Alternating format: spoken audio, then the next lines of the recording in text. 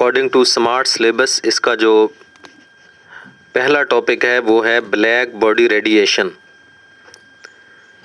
तो मैं आज आपको ब्लैक बॉडी रेडिएशन के मुतालिक पढ़ाऊँगा। और सबसे पहले हम देखते हैं कि रेडिएशन जो है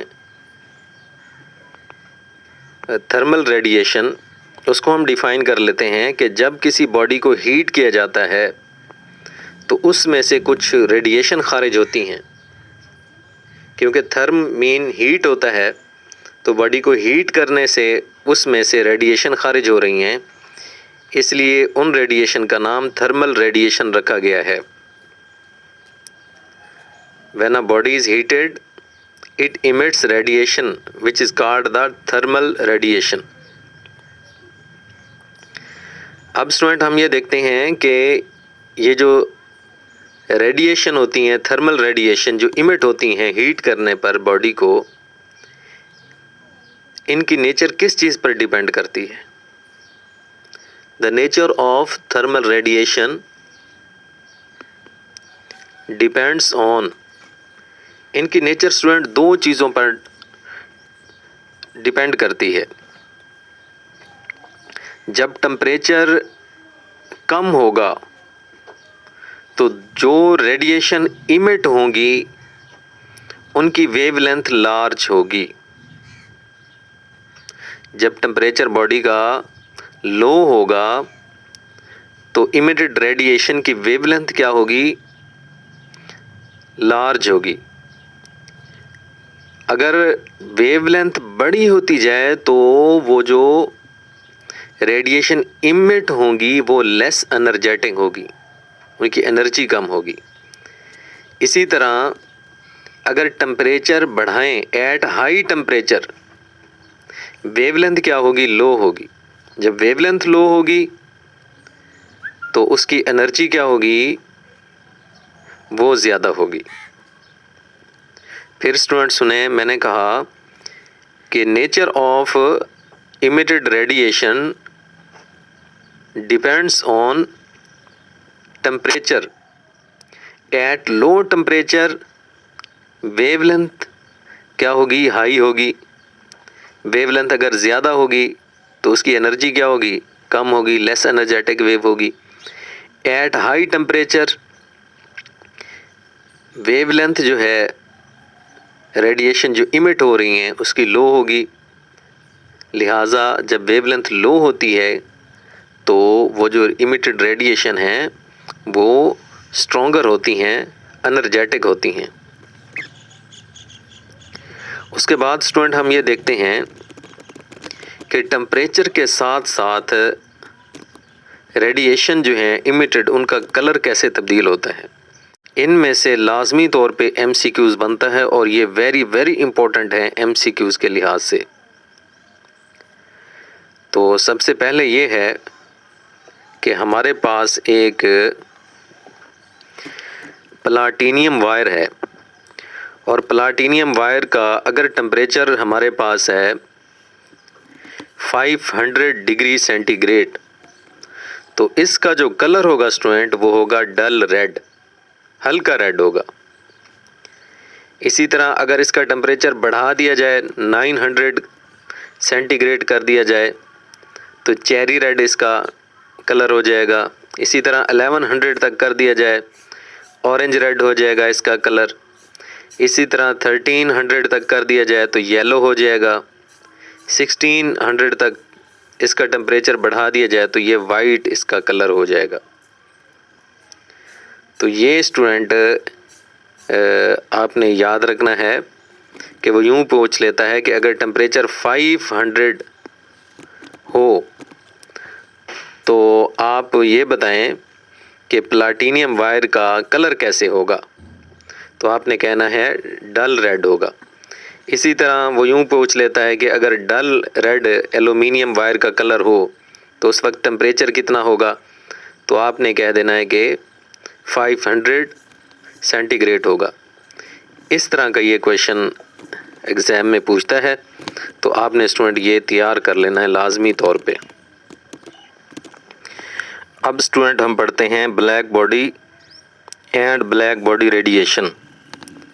सबसे पहले हम डिफाइन करते हैं ब्लैक बॉडी को कि ब्लैक बॉडी क्या होती है।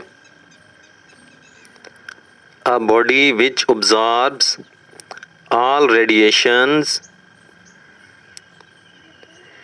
which falls on a body which absorbs all radiations which fall on it and emits these radiations when heated is called black body.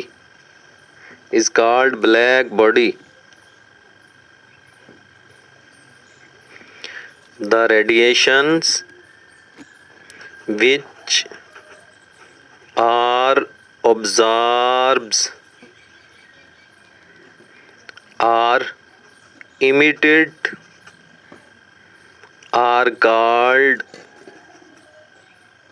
black body radiations या फिर इन्हें कैविटी रेडिएशंस भी कहा जाता है। ब्लैक बॉडी एक ऐसी बॉडी होती है जिस पर जितनी भी रेडिएशन पड़ती हैं वो सब को क्या करती है, ऑब्जर्व कर लेती है और फिर वो इन सब को इमिट भी करती है। तो ऐसी बॉडी को कहते हैं ब्लैक बॉडी। और जो रेडिएशन इस पर पड़ती हैं, ऑब्जर्व होती हैं या फिर जब ये गर्म हो जाती है, इमिट करती है रेडिएशंस को, तो वो तमाम रेडिएशन कहलाती हैं ब्लैक बॉडी रेडिएशंस, क्योंकि वो ब्लैक बॉडी से इमिट हो रही हैं या फिर उससे ऑब्जर्व हो रही हैं। या फिर इन रेडिएशन का दूसरा नाम है कैविटी रेडिएशंस। तो अब स्टूडेंट हम एक ब्लैक बॉडी को बनाते हैं।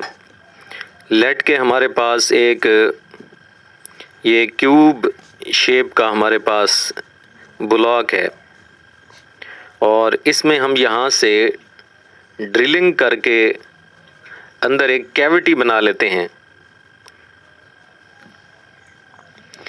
यानी इस सुराख के ज़रिए छोटा सा सुराख बना के हम यहाँ से ड्रिलिंग करके अंदर से इसे हॉलो बना लेते हैं, अंदर से इसे खाली कर लेते हैं।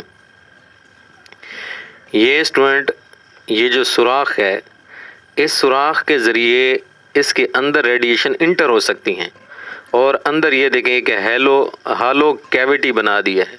कैविटी का मतलब जो जगह खाली हो उसे कैविटी कहते हैं किसी चीज़ के अंदर।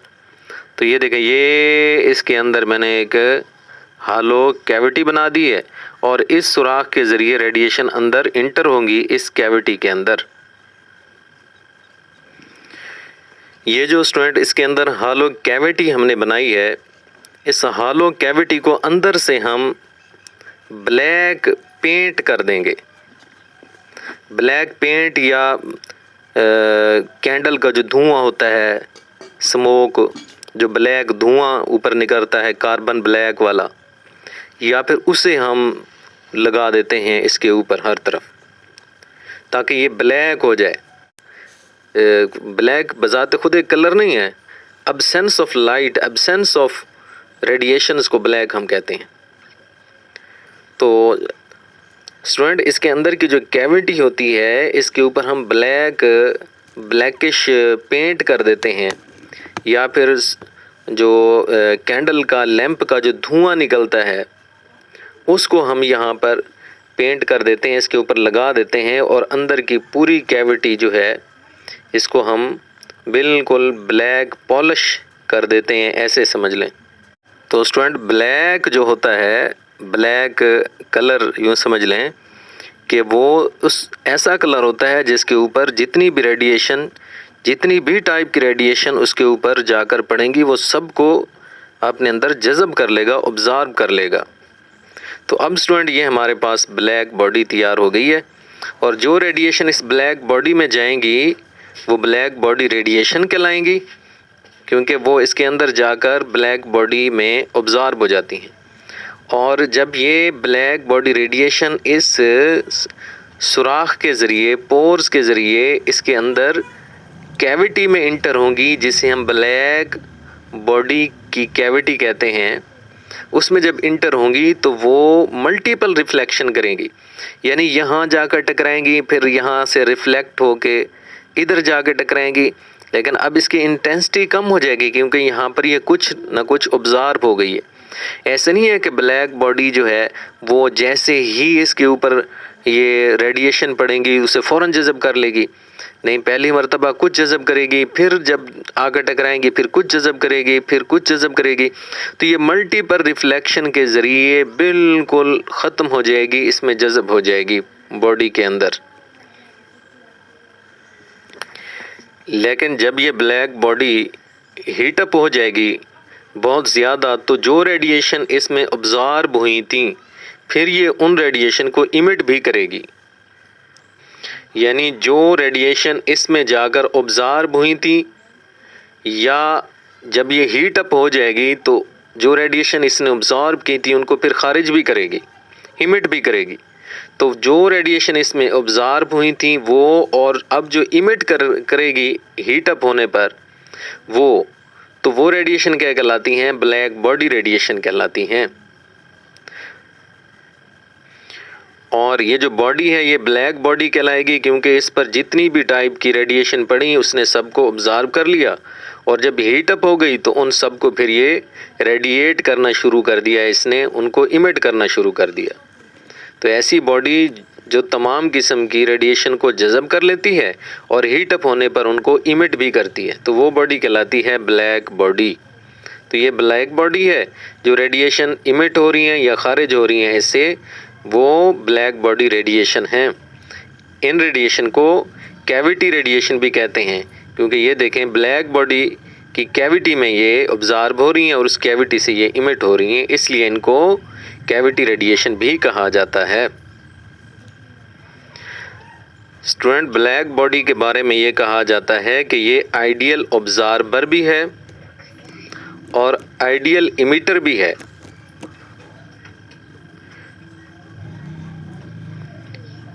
Emitter mean radiator.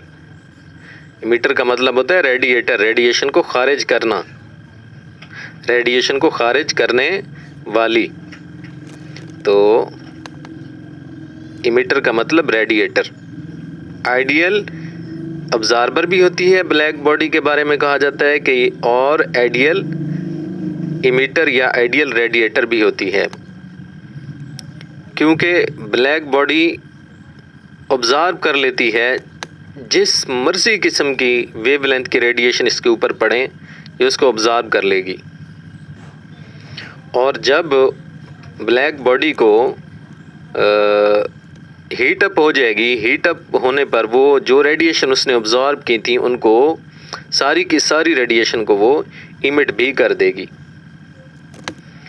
क्योंकि स्टूडेंट जितनी टाइप की भी रेडिएशन इस पर पड़ी इसने सबको ऑब्ज़र्व कर लिया और फिर सबको हीट अप होने पर इमिट भी कर दिया, इसलिए हम इसे कहते हैं आइडियल ऑब्ज़र्वर और आइडियल रेडिएटर।